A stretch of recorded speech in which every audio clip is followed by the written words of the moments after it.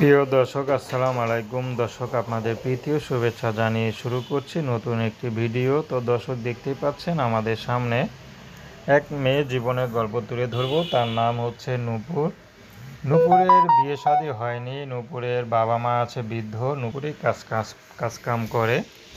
তো নূপুরে যা কাজকাম করে তা দিয়ে সংসার চলে। তো নূপুরও শখ হয়, মাঝে মধ্যে স্বপ্ন দেখে যে বিয়ে শাদী হবে, স্বামীর ঘরে যাবে, স্বামীর আদর ভালোবাসা পাবে। কিন্তু অভাবে সংসার কেউ তাকে বিয়ে শাদী করতে চায় না, কারণ উপরে যেখানে কাজকাম করে তার বাবা মাও বৃদ্ধ অসুস্থ।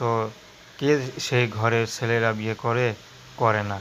কিন্তু নূপুরে খুব আগ্রহ যে বিয়ে শাদী করবে, ঘর সংসার করবে। তো নূপুর এখন ইউটিউবে এসেছেন, যদি ভালো একজন মানুষ পায়, সে যদি নূপুরকে সব কিছু জেনে নূপুরকে বিয়ে করতে চায়, নূপুর রাজি আছে। সে যেমনই হোক, যদি বিবাহিত হয় তাতে তার কোনো আপত্তি নেই। যদি তার বয়স একটু বেশি হয় তাতেও আপত্তি নেই। যদি সমান অধিকার দিতে পারে তাহলে বিবাহিত পুরুষ ছেলেকেও তিনি বিয়ে করতে চান।